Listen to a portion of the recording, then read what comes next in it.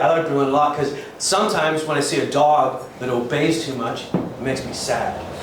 And sometimes when I see a cat that scratches its owner, it makes me happy. Because the cat has retained its wildness. And I feel like Berlin has that. Berlin is still a little bit wild, you know? And I see examples of that all the time. Like the other day I was at Warschauerstraße by the East Side Mall where that train station is. 3 o'clock in the afternoon, and it's a hot day. And I see this guy walking across the street with this big old smile, his shirt off, smoking crack. I'm like, wow, good for you. That's freedom right there. It's ugly, but it's free. And while he's crossing the street, he turns around and we see 5 Amazon guys crossing the street wearing matching polo shirts. The crackhead looks at me and goes, those people are ruining this city.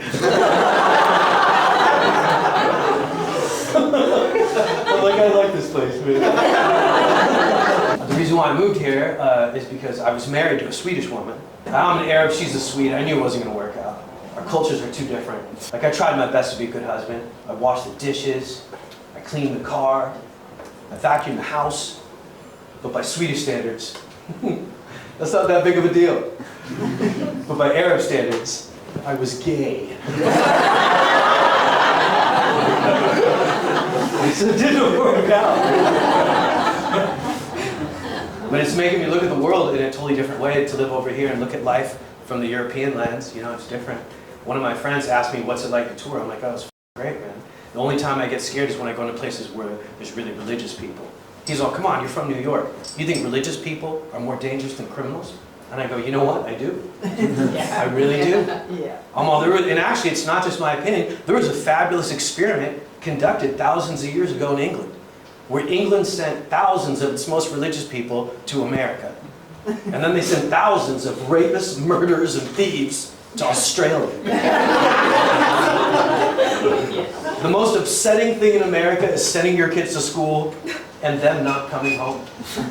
The most upsetting thing in Australia is breakdancing.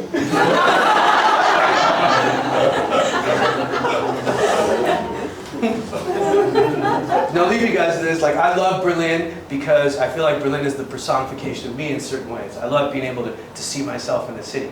Like, a lot of times people tell me, oh, you're not a real Arab. Other Arabs say that to me. Like, oh, you're not a real Arab. And I go, yes, I am. I'm just bigger than your narrow definition of what an Arab is. No. Right? Like, sometimes people come up to me and they're like, what the fuck kind of Egyptian are you?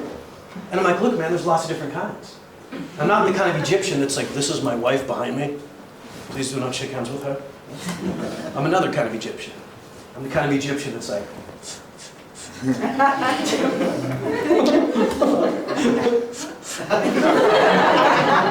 I think the pyramids are made by aliens.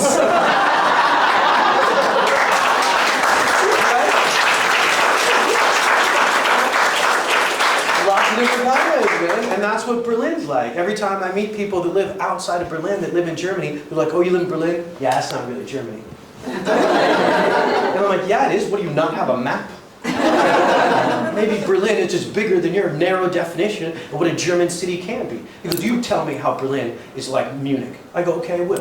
I went to Berghain one time. You guys know this club? Berghain. It's a really great club, amazing music sound. I've never been to a club like this where you can stay for 3 days. Right? So I found myself walking out of this club at 7:30 in the morning with this 2-meter tall drag queen holding a teddy bear and a dude with a leash around his neck and some other guy looking like he came out of a Mad Max movie. I'm like, this is the wildest, freest place I've ever lived in my entire life. And then we went to cross the street, the light turned red, and we all waited.